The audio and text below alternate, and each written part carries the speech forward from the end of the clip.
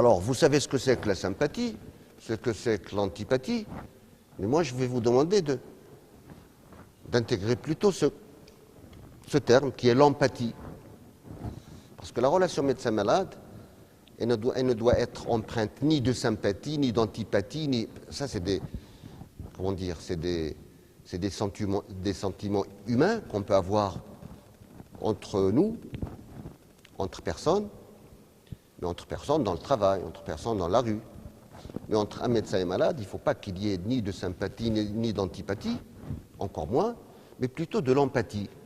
Alors, voici comment est-ce qu'on peut justement définir l'empathie. Vous en avez entendu parler, n'est-ce pas? Le médecin doit avoir de l'empathie pour son patient. Ce qui souligne que la relation médecin-malade, justement, est quelque chose de très original. Et que ça ne ressemble pas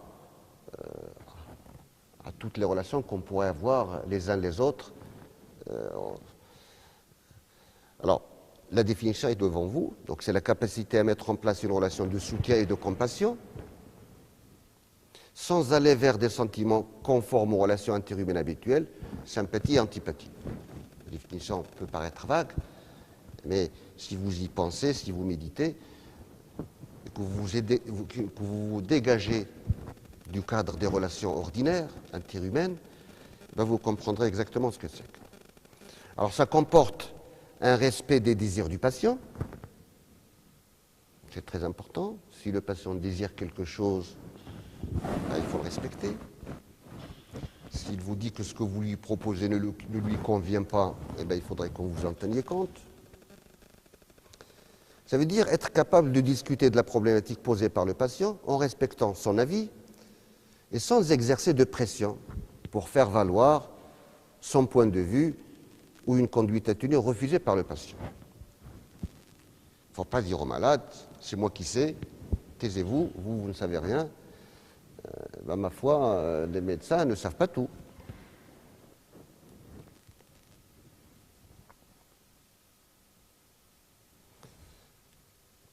Alors cette relation médecin-malade trouve son illustration, on va dire la plus parlante, dès lors qu'il s'agit d'annoncer une maladie grave, d'annoncer un handicap ou d'annoncer un décès. C'est les situations les plus difficiles, disons, dans cette relation. Quand on soigne une angine ou une otite, ou à la limite, ça ne pose pas de problème.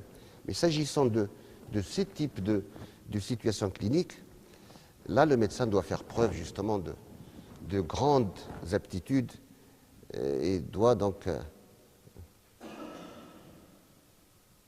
de façon impérative, acquérir avec le temps la compétence à laquelle j'ai fait allusion tout à l'heure. Le médecin, par rapport à ça, par rapport à ces situations qui sont très délicates, s'exprimer de manière adaptée tant sur le plan verbal que sur le plan de la conduite générale. Et par rapport toujours à ce problème, eh ben, les cultures diffèrent. Vous savez que dans la culture américaine, on dit tout. Vous l'avez peut-être remarqué à travers ce que vous voyez de temps en temps dans les séries télévisées. Dans la culture américaine, le médecin annonce clairement et de manière abrupte des diagnostics graves et des pronostics fatals. Voilà, monsieur, vous avez un cancer du poumon et vous en avez pour 6 mois, 1 an. La médiane de vie étant de... Voilà, on rentre déjà dans ce genre de détails. Ça n'est pas le cas dans la culture française, encore moins dans la nôtre. Moi, dans mon exercice, je ne le fais pas. Je ne dis jamais au malade que vous avez un cancer et que vous en avez pourtant. D'abord parce que lui, il ne veut pas que je lui dise. Même si, intérieurement, il le sait. Et donc, dans notre culture, il faut apprendre à prendre les précautions nécessaires et le temps nécessaire pour choisir le moment de dire une chose et les termes dans lesquels on va la dire. On ne va pas dire tout de suite ce qu'il en est, mais on va attendre peut-être 1 mois, 2 mois, 3 mois. Pchouïa.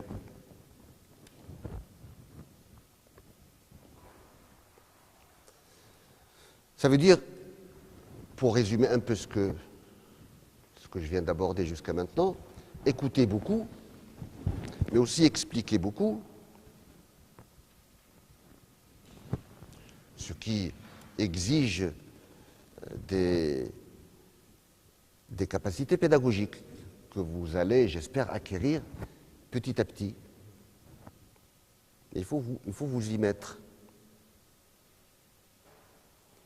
Et l'écoute empathique, c'est-à-dire empreinte du sentiment de tout à l'heure, permet de mieux faire les diagnostics et même constituer le début de la prise en charge thérapeutique.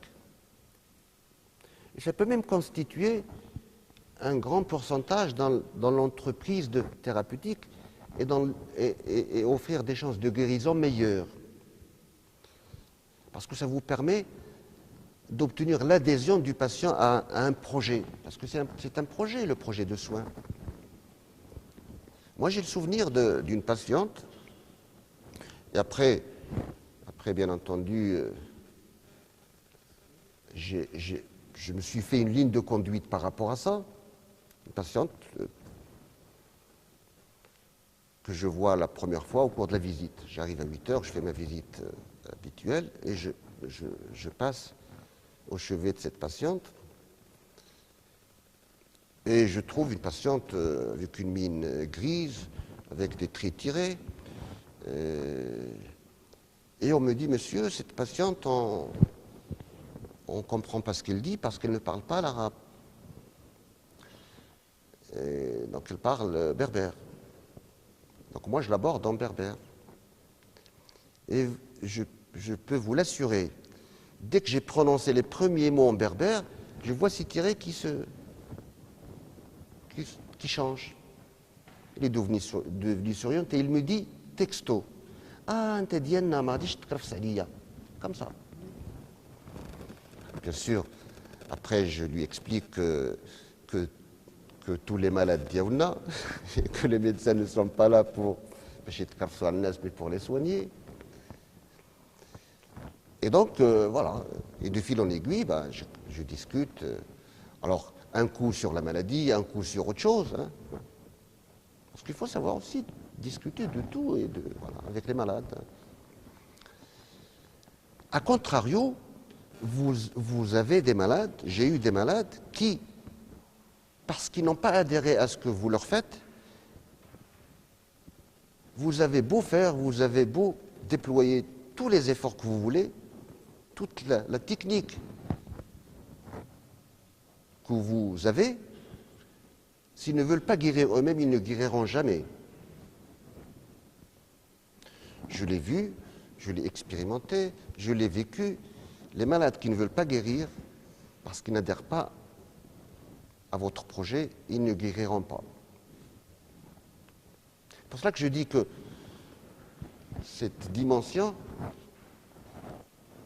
elle est éminemment importante dans le projet de soins.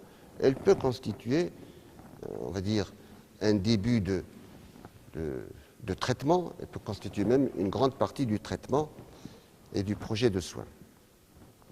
L'absence d'écoute, l'absence d'explications suffisantes sont à l'origine de la plupart des mécontentements des patients. Ça, c'est important. De temps en temps, vous allez être interpellé dans la rue par des gens qui vous ont connu à l'hôpital. Je le dis parce que ça m'est arrivé à plusieurs reprises. Sergiozi, labas, bikhair, Allah yjazik bikhair, وبارك الله فيك, وراه كانت عندنا واحد المريضة في السيرفيس وتكلفتي بها مزيان وطليتي فيها وطليتي فينا. Après, moi, je pose la question, وكي دايره المريضة دابا؟ مسكينة توفات عندك في السيرفيس. A contrario, vous avez des malades que vous allez soigner sans faire justement preuve d'empathie, de sens de la communication, de sens etc., de la relation, et vous avez tout fait à votre sens, eh ben, les gens ne vous le reconnaîtront pas. Pour peu que vous les ayez peut-être un jour éconduits, pour peu que vous ne les ayez pas écoutés ou répondu à une question. C'est le problème que nous avons, notamment pour implémenter le programme de don d'organes. Vous savez que ça fait longtemps qu'on essaye d'implémenter ce programme de don d'organes sur cadavres, sur des malades en état de mort encéphalique. Eh bien, à votre avis, quel est le principal obstacle à ce qu'on le fasse, à ce que ce programme aboutisse? On en a fait quelques-uns des prélèvements d'organes sur cadavres, mais on n'arrive pas à vraiment démarrer, ni encore moins à atteindre une vitesse de croisière. L'obstacle principal, l'handicap principal, c'est celui-là. Moi, je ne donne pas mon consentement parce que mettre les touches quand il était sauvable. Et il est vrai que nous sommes un peu gênés quand nous demandons le consentement de la famille pour un prélèvement d'organes, quand on sait que durant tout le processus de soins, de prise en charge qui a précédé la mort encéphalique, eh ben, on a été défaillant, pas sur le plan technique, mais défaillant sur le plan relationnel. Vous voyez ce que je veux dire? Il faut que l'entourage ou le malade lui-même sente que vous avez tout fait pour, et dans les meilleures conditions qui soient, avec la bonne parole. C'est très important.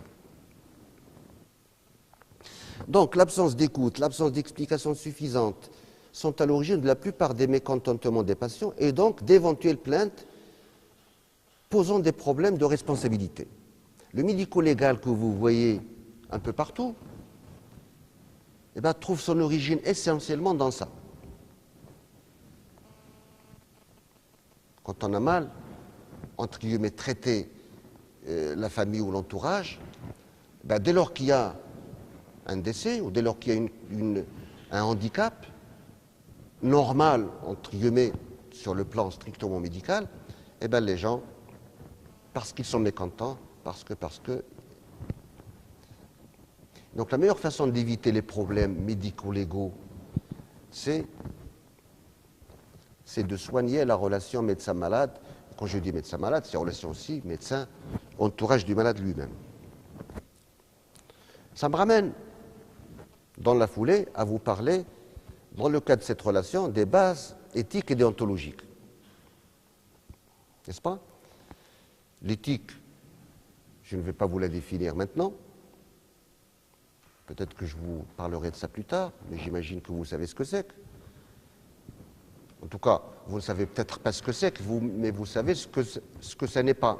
Parce que l'éthique, on ne sait pas exactement ce que c'est, mais on sait ce que l'éthique n'est pas. On sait que l'éthique n'est pas la morale, par exemple, que l'éthique n'est pas la religion. Mais enfin, le médecin, de toute évidence, s'il n'est pas éthique, il ne peut pas être médecin. On doit être éthique en tout, mais encore plus quand on est médecin. Et bien sûr, la déontologie, c'est la relation, ou c'est les relations entre médecins, entre professionnels de santé, etc. Alors, ces bases éthiques et déontologiques, c'est d'abord l'indépendance du médecin. Et c'est un droit du malade. Le médecin doit être indépendant dans son exercice. Et quand je dis indépendant, ça veut dire que tout ce qui est, par exemple, conflit d'intérêts, il ne faut pas que ça rentre. Il ne faut pas qu'il y ait de conflit d'intérêts. L'autre base, c'est le respect du malade. Bon, un malade, on lui doit le respect. Et bien sûr, il y a le secret médical, parce que le secret médical, c'est la propriété du patient. Ça ne vous appartient pas. Et lui seul peut en disposer. Bien sûr, vous allez me dire que ça pose beaucoup de problèmes à l'hôpital, etc. Mais malgré tout, essayez d'avoir ça en tête, parce que c'est une base fondamentale de l'éthique et de la déontologie. Et ce secret médical s'impose même après la mort. Alors il y a cette phrase d'Hippocrate, vous connaissez Hippocrate. Alors voilà ce qu'il dit. Admis dans l'intérieur des maisons, mes yeux ne verront pas ce qui s'y passe, et ma langue taira les secrets qui y sont confiés. Voilà, donc une fois que je sors d'une maison de malade, eh ben, je fais comme si je n'avais rien vu. Et je fais comme si je n'avais rien entendu. Alors toujours dans ces bases éthiques et déontologiques, il y a le consentement de la personne, bien entendu. Si, bien sûr, la personne a la possibilité de consentir, obligatoire. Quand vous faites quelque chose, il faut que le malade soit d'accord avec ce que vous faites. Et il y a aussi l'information du malade. Parce que le médecin doit à la personne qui l'examine une information claire, simple et loyale sur son état, les investigations à venir et les soins qu'il va lui proposer. Et il veille à la compréhension des explications données. C'est la reformulation dont j'ai parlé tout à l'heure. Est-ce que réellement le médecin ou le malade a compris ce que vous lui dites? Mais, de l'autre côté, il n'est pas question de tout dire. On ne va pas tout dire au malade. D'abord parce que le médecin ne sait pas tout. Parce que pour pouvoir tout dire, il faudrait que le médecin sache tout. Parce que la médecine n'est pas une science exacte. Vous risquez de dire quelque chose à un malade qui ne soit pas vérifiable ou qui ne sera pas vérifié à l'avenir, et vous serez à ce moment-là dans de sales draps. Parce que les complications d'une maladie ne sont pas toujours prévisibles, n'est-ce pas? Vous allez dire au malade, voilà ce que vous risquez, voilà ce que vous risquez, voilà ce que vous risquez. Alors quand vous dites voilà ce que vous risquez, lui, il le prend pour de l'argent comptant. Le risque pour vous, c'est des statistiques, c'est un pourcentage. Pour lui, c'est la fatalité. Et comme on ne peut rien prévoir de façon certaine, gardez-vous de vous engager dans des prévisions sur l'avenir parce que vous ne maîtrisez pas beaucoup de choses. Le malade n'a pas la connaissance exacte des buts poursuivis par le médecin et des risques que comporte son état. Parce qu'à la limite, s'il pouvait accéder lui aussi à la même culture que vous avez, peut-être qu'effectivement, en lui disant beaucoup de choses, il pourrait comprendre. Mais lui, il n'a pas la connaissance des buts exacts que vous poursuivez.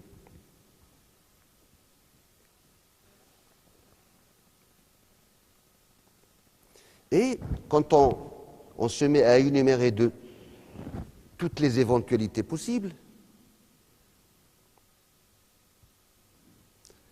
on risque des effets psychologiques néfastes, et il ne faut par conséquent pas le faire. Parce qu'il y a des gens qui le font. Moi, j'étais aux États-Unis, donc j'ai travaillé là-bas pendant longtemps. Là-bas, ils le font. Voilà, on va vous anesthésier, vous risquez de ne pas vous réveiller. Alors, si vous dites ça à un malade, vous imaginez qu'il ne va même pas se laisser anesthésier. Vous risquez de ne pas. Alors, quand vous dites vous risquez, vous savez que ça arrive une fois toutes les 100 000 anesthésies. Mais lui, si vous lui dites ça, il va se dire c'est moi, ça va tomber sur moi. Après, quand vous vous réveillerez, vous allez avoir un tuyau dans la gorge, donc il va vous faire mal, donc ne le retirez surtout pas. Une fois qu'on vous a retiré le tuyau, vous allez peut-être vomir, vous allez peut-être avoir des nausées, ainsi de suite. Ils disent tout ça. Alors si vous commencez à dire ça, soyez certain que le malade n'adhérera pas du tout à ce que vous allez lui proposer. Donc il n'est pas question, dans cette relation, d'énumérer toutes les éventualités. Parce que, après tout, ce ne sont que des éventualités. C'est un peu comme le malade un peu différencié ou très différencié qui, ayant une prescription, va aller acheter le médicament, prendre le prospectus et il va lire tous les effets indésirables, toutes les complications possibles.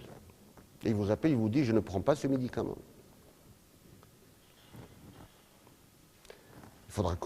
il faudra que vous lui expliquiez que ce qui est écrit sur la notice est une obligation légale imposée aux fabricants, quand bien même l'effet indésirable en question ou la complication en question ne surviendrait qu'une fois tous les millions de cas, pour peut-être le convaincre de revenir sur sa décision. Alors, dans la dimension psychologique de la relation de soins, on est toujours dans la relation médecin-malade, mais là je parle de la relation de soins, il y a la personnalité du médecin. Et il existe effectivement, dans la personnalité du soignant, du médecin, des obstacles personnels qui peuvent faire entrave à une bonne communication.